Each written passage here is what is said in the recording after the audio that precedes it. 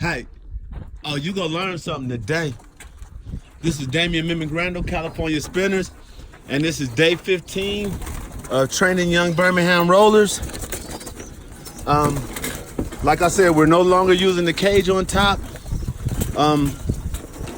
The birds are allowed to come out and do what they have to do.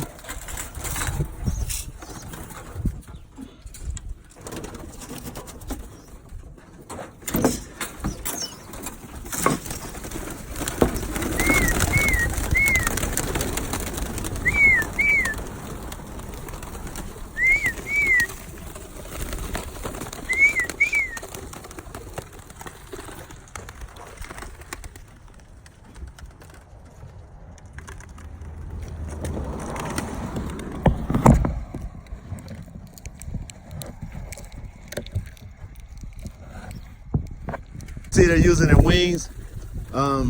So basically, I just have to let them keep doing this, going back and forth. They're gonna keep prodding me, looking for food. Not giving them anything right now. I'm just gonna let them sit around. Hopefully, they'll get to the point where they want to use their wings. But as you see, they're still in their program here. The hand movement, the birds, no whistle. They know this is the response.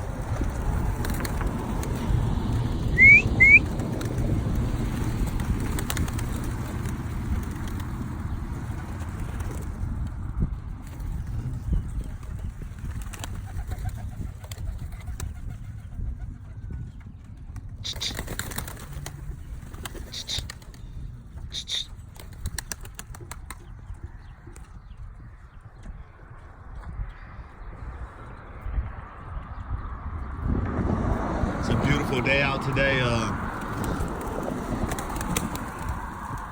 I'm waiting on that one adventurous one to jump up and just decide he's gonna try to fly.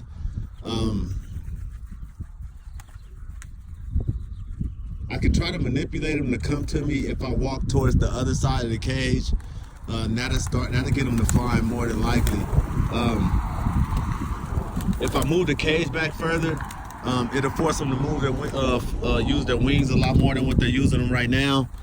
But it doesn't really matter at this point because this is enough exercise for them to go here and back.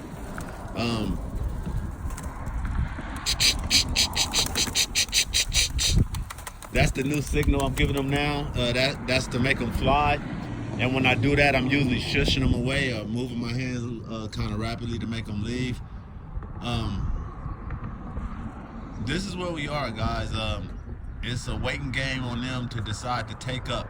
I can scare them up, but scaring them up, it's not I don't think it's the best option when you're dealing with your birds to flag them up like that, because they have a natural curiosity and instinct to want to get up and fly. So all you have to do is just let them use their wings long enough, and they'll figure it out and start doing it on their own. And it's a matter of patience and time. And the patience is just basically being able to just wait on them to want to take up on the wing. You can give them vitamins to make them antsy.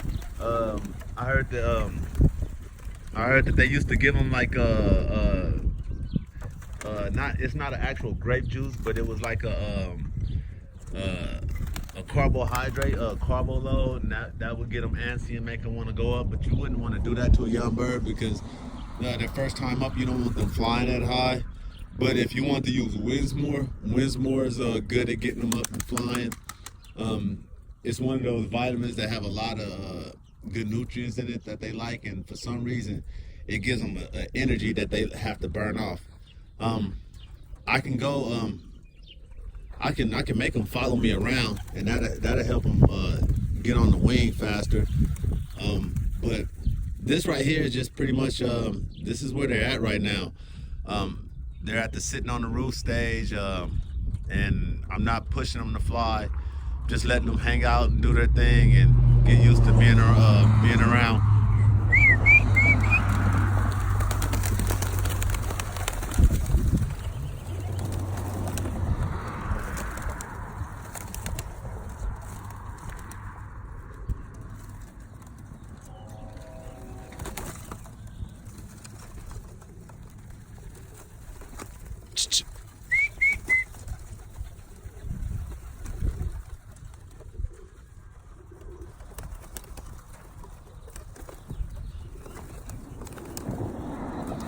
right, guys, don't forget to hit the like button and hit the subscribe button and subscribe to my channel. Make sure you hit the bell to get notifications.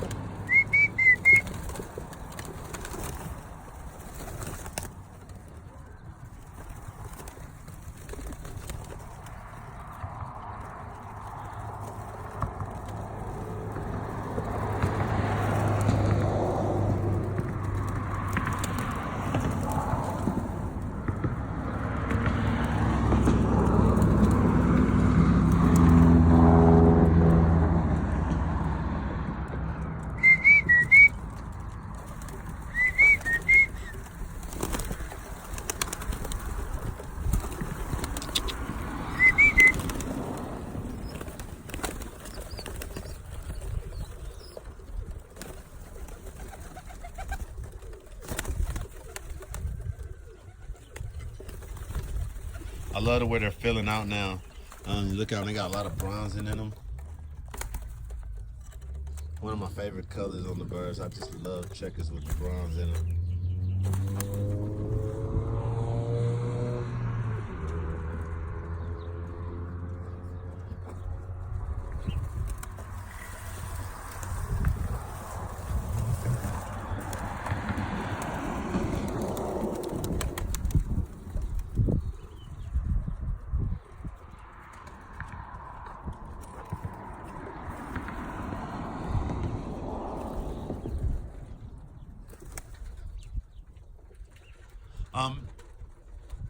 I had a question. I had heard that some guys was using homers mixed to the rollers to, I guess, use them as kit birds or something like that. And I want to know the benefits of using a homer inside these birds to make them just mixing them into the birds at any stage. I don't know if they were trying to make larger birds or something, but if anybody can tell me what the benefits of using a homer on the birds is, I'd appreciate it if you could leave a comment. Leave a comment on my YouTube page or on Facebook and let me know exactly what does a homer do for a roller, as far as are you using it to try to get the homing instinct from the homers or the strength from the muscle? I'm curious because I want to know. I have some homers myself, and I want to know what they actually do to the birds.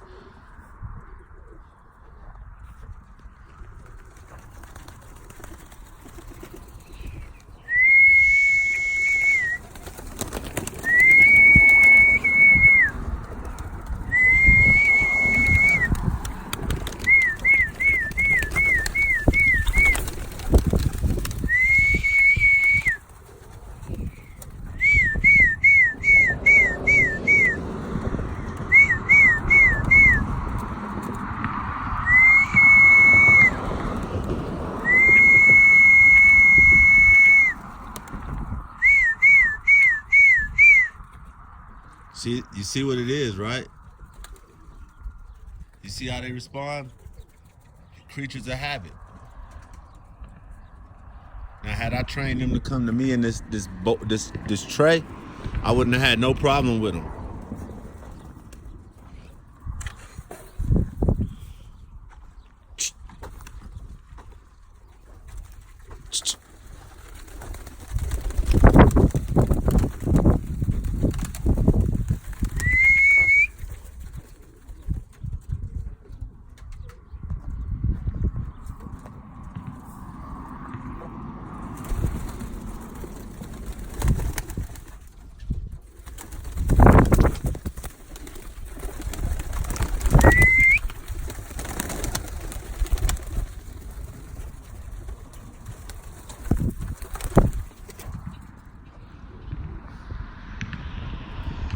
All right, guys. I'm gonna let them sit out here and do this for a while.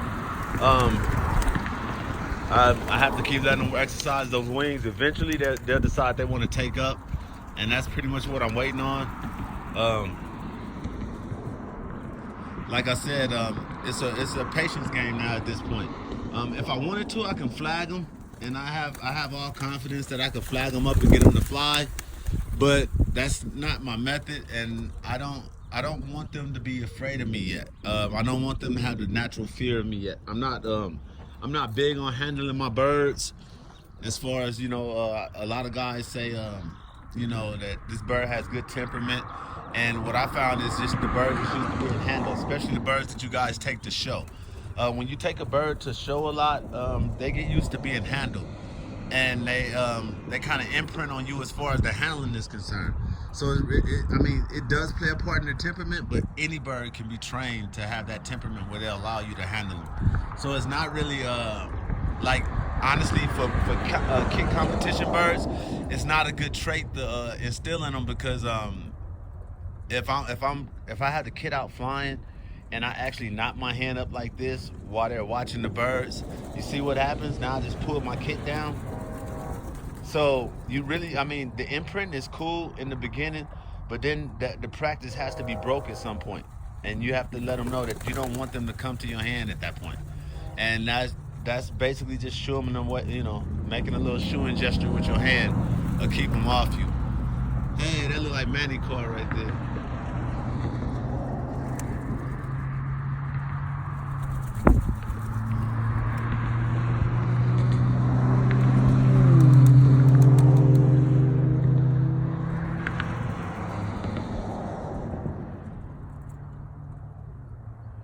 All right, guys. I'm gonna go ahead and leave it at 12 minutes. I'm gonna allow them to keep doing this back and forth.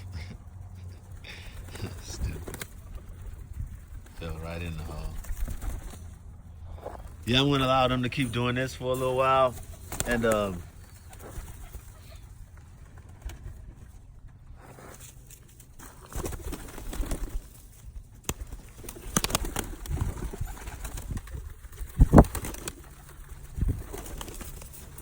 close that up.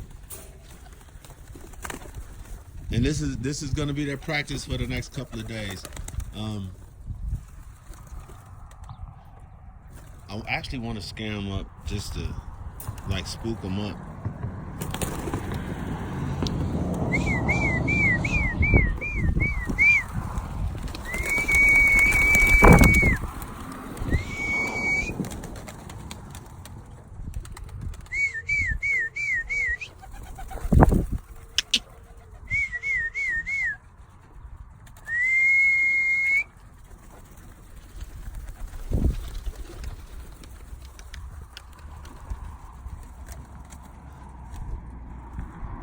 See that little dun on the bottom down there?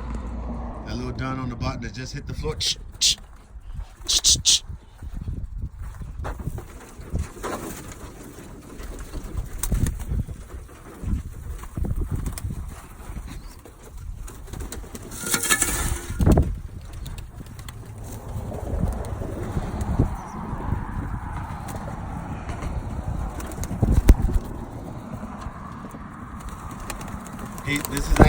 He's getting it, but he's not all the way there yet.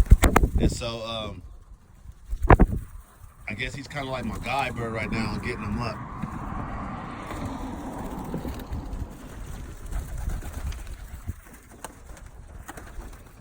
But yeah, fellas, this is day 15, and I can actually scare him up right now. It's just not something that's in me to want to do right now. So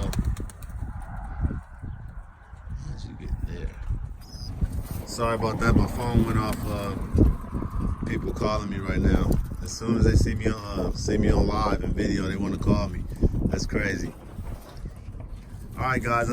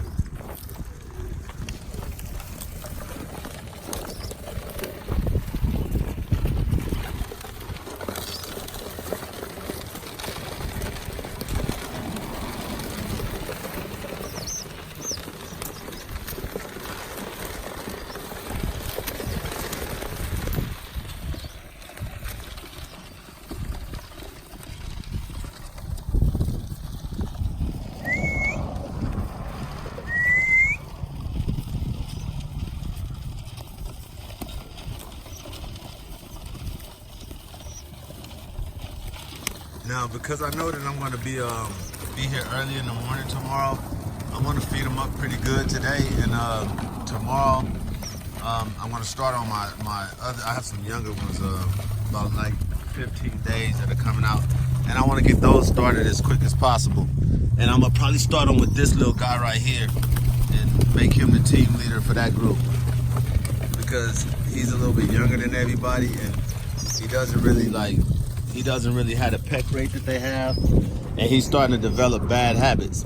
So before I cull him and get rid of him for the habits, I just rather try to feed him up and get him ready so that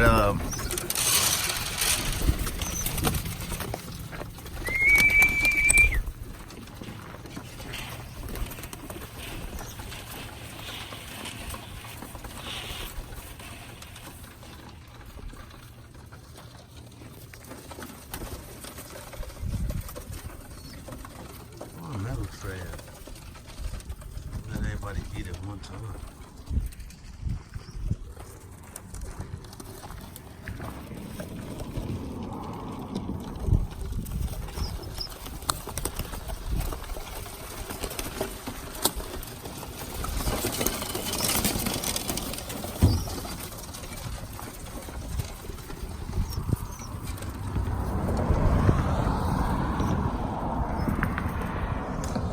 If you pay attention to how their wings are spread out, that's because they're a little bit hungrier than normal. I did that on purpose because I didn't like the way the red was responding to me yesterday. So I decided to put something on him, and I left him out, didn't let him eat it all, and then I reduced the feed on everybody. And by doing that,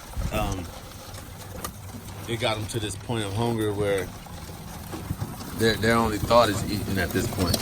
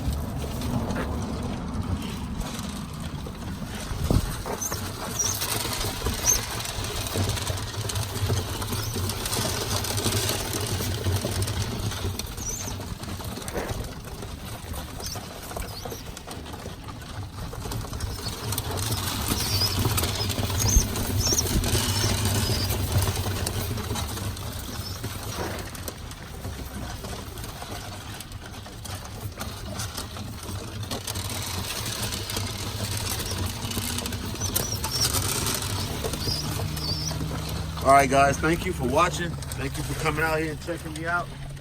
This is Damian Mimic Randall of California Spinners. And I got one rule that I live by. That's my one rule. Thank you for watching. Hit the like button, hit that subscribe button, and I'll see you tomorrow here at California Spinners, and we out.